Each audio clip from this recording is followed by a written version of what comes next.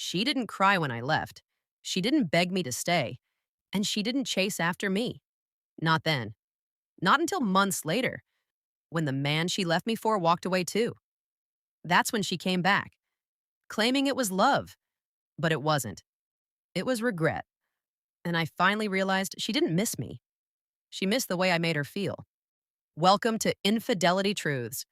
Before we dive into today's gripping story, please take a second to like this video and subscribe to our channel. Your support helps us create more thrilling stories just for you. Let's begin. It had been 7 months since I disappeared. No warning, no letter, not even a final glance. I walked out of the life I built with Naomi Harper, the woman I once believed I'd grow old with. My wife, my best friend, the woman who shattered me without lifting a finger, and I never looked back. When I found out about the affair, there was no shouting match, no furniture thrown, no final confrontation, just silence.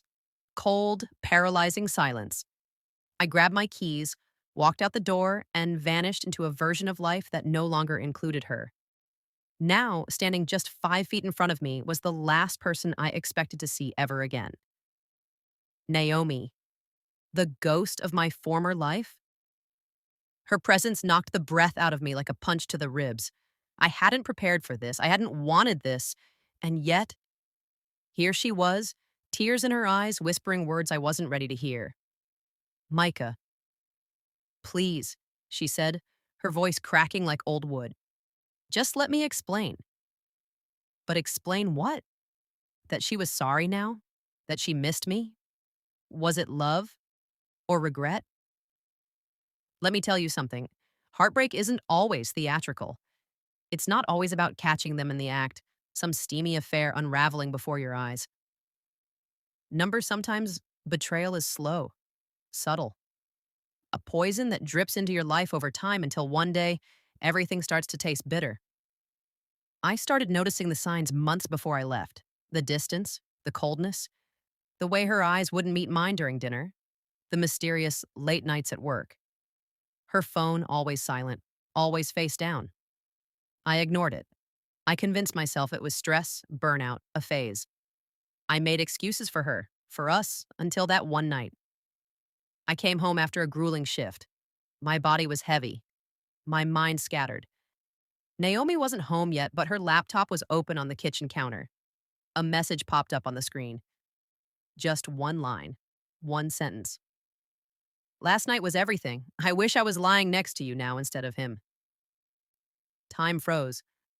I felt my chest tighten, my pulse ringing in my ears. My legs trembled, but I stood still, staring at the screen like a man who had just witnessed the moment his world stopped turning. I didn't need to read it twice. I didn't need to know who he was. I was him, the placeholder. I didn't wake her up that night. I didn't wait to confront her. I packed a bag and left the key on the counter. That was it. No drama, no tears, just finality. In the days that followed, I moved into a one-bedroom apartment 2 cities away. A lifeless box of a place with pale walls and creaking floors, but it was safe because it didn't carry the scent of her perfume, or the echo of our laughter, or the ghost of broken promises. People called, friends, my sister. They wanted to help, to drag me out for drinks, hikes, therapy. But I didn't want company. I didn't want healing. I wanted numbness, and I got it. I buried myself in work, avoided places that reminded me of her, and spent my nights staring at ceilings or drowning in silence. The kind of silence that follows betrayal. The kind that doesn't soothe, just suffocates. Then 6 months and 17 days later, Naomi's name lit up my phone screen. I froze. My thumb hovered over the screen. Decline or answer? We agreed to meet at a small coffee shop on the west side of town. It was the only place from our past that didn't feel poisoned by memory. A neutral zone. No photos of us on the walls. No ghosts of anniversaries. Just overpriced coffee and quiet booths. I got there early, sat at the corner, ordered a black coffee I didn't touch. I wasn't nervous, I was angry. But beneath that anger was something worse. Curiosity. A part of me still needed to hear what she had to say. I hated that part. Then she walked in. She looked smaller, like she had lost something permanent. Her once pristine appearance was dulled. Her hair was shorter, as if she had tried to cut the past away with it. Her eyes were ringed with fatigue. It wasn't the look of someone who had moved on, it was the look of someone unraveling. Micah, she said softly, sitting down across from me. I didn't say anything, just stared. My silence wasn't meant to hurt, it was all I had left. The anger inside me wanted her to feel the weight of everything she'd destroyed. I know I'm the last person you want to see, she continued, her voice trembling, but I had to see you. I had to tell you how sorry I am. I still said nothing. I didn't mean for it to happen, she said. It started off innocent. I was feeling lost, and he was there. I thought I could keep everything together. I thought I could control it, but I lost you. And the moment you walked out, I realized just how badly I'd ruined everything. Tears welled in her eyes, but I didn't trust them. I'd seen tears before. They weren't proof of love, they were just proof of guilt. What do you want from me, Naomi? I asked finally. Forgiveness? A second chance? Or is this just about making yourself feel better? She blinked rapidly like she hadn't prepared for the directness. I want you back, she whispered. I miss you, every day. I miss what we had. I miss who I was when I was with you. And there it was, the truth, dressed up in longing. She didn't miss me. She missed the comfort. She missed the version of herself she felt safe in while I was loving her. She missed the certainty, the loyalty. She missed the man who would have done anything to protect her, even from herself. That wasn't love. That was nostalgia, regret, loneliness. You're not here because you can't live without me, I said slowly. You're here because the thing you risked everything for didn't work out the way you hoped, and now you want your safety net back. Naomi's face collapsed. She tried to speak, but I raised my hand to stop her. I think you should go. She didn't argue, didn't cry harder. She just nodded, stood up, and walked out of the cafe and out of my life for good. I stayed behind, staring at the door long after it closed behind her. Strangely, I didn't feel broken anymore. I didn't feel hollow. I felt free. That was the moment I realized something powerful. Forgiveness doesn't mean returning to what broke you. Forgiveness means letting go of the illusion that someone ever deserved your love in the first place. Naomi didn't come back because she loved me. She came back because she lost the comfort I gave her. And love, real love, doesn't gamble with your heart hoping it'll still be there when they're done playing games. So if you're out there waiting for someone to realize what they lost, holding on to some ghost of hope that they'll return changed, stronger, sorry, don't. Because if they truly loved you, they would have never risked losing you in the first place. And if they ever come back, just remember, they don't miss you. They miss the way you made them feel. And that is not love. I didn't expect to hear from her again after that day at the cafe. And for a while, I didn't. No more messages, no more calls. It was like Naomi had finally understood that her chapter in my life was closed. And yet, the aftermath of seeing her again lingered like smoke. I tried to move on, whatever that meant. I went on a few dates, half-hearted conversations over coffee or dinner, always comparing, always guarded. But I wasn't looking for someone new. Not really. I was trying to remember what it felt like to trust. That was the hardest part, learning to trust the ground beneath me again when the person I thought was home turned out to be the earthquake. One day in early autumn, I got a letter. A real letter. No texts, no email. Just an envelope with my name written in handwriting I'd memorized years ago. Naomi. I sat with it for hours before opening it.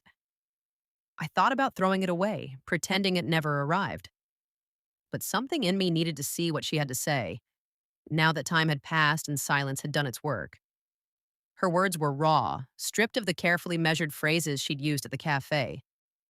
There were no "I miss yous" or "I want you backs." Just this.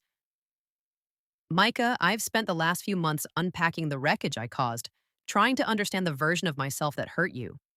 Not because I want you to come back, but because you deserve a full truth, even if it changes nothing. What I did wasn't just a mistake. It was selfish. It was cowardly. I didn't cheat because you weren't enough. I cheated because I didn't feel enough.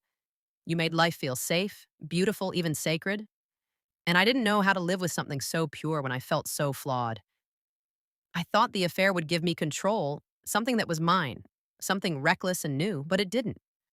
It just broke the only thing in my life that was ever real. You were never a placeholder. You were never plan B. You were home. And I burned it down. I don't expect forgiveness. I don't expect anything. I just wanted you to know it was never about you lacking anything. It was about me lacking everything. Thank you for loving me when I didn't deserve it. Thank you for walking away when I didn't want you to. That strength saved you, and maybe someday it will save me too. Naomi, I folded the letter slowly, placed it back in the envelope, and tucked it away, not to revisit, not to reopen old wounds, but to honor the final page of a story that had already ended. I didn't cry. I didn't rage. I felt still. Naomi had finally spoken her truth, but it didn't change mine. I learned something valuable through the pain, through the silence, through the rebuilding. Love is not just about presence, it's about protection of each other, of trust, of sacred promises. Naomi loved the version of herself that existed when she was with me, but I wanted someone who loved me fully, fiercely, without question. So I let it all go her, the letter, the past. I moved on with quiet dignity. I started traveling, trying new things, meeting people who didn't know the broken version of me. I laughed again, slowly, genuinely. Then one day, at a bookstore downtown, I met someone. Her name was Elise. She didn't come with a story that needed fixing. She didn't need saving or validation. She just saw me for who I was, not who I used to be. And for the first time in a long time, I saw myself through someone else's eyes and didn't feel hollow. We started something simple: coffee, long walks, silence that didn't suffocate. Love, I realized, isn't always grand gestures and dramatic reunions.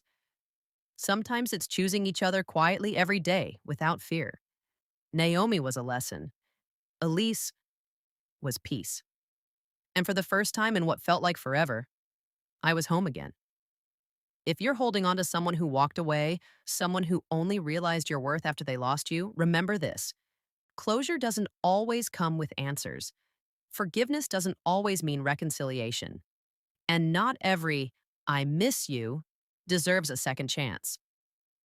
Sometimes walking away isn't weakness. It's the bravest thing you'll ever do, because real love never makes you feel like an option. Thank you, my amazing subscribers. Wow, what a journey. If you've made it to the end of this story, I just want to take a moment to say thank you. Your support means everything to me. Every time you watch, like, and comment, you're helping keep this channel alive and growing. And trust me, the best is yet to come. I see all your comments. I feel your love, and I truly appreciate each and every one of you. If this story touched your heart, hit that like button and drop a comment below. I'd love to hear what you think. Your thoughts and feedback inspire me to create even more powerful stories. And if you haven't already, subscribe and turn on that notification bell so you never miss a new upload. More shocking twists, emotional journeys, and real life lessons are on the way, and I don't want you to miss a single one. Together, we're building an incredible community, and I'm so grateful to have you on this journey with me. Stay strong, stay inspired, and remember, sometimes life's greatest lessons come from the most unexpected moments. See you in the next story.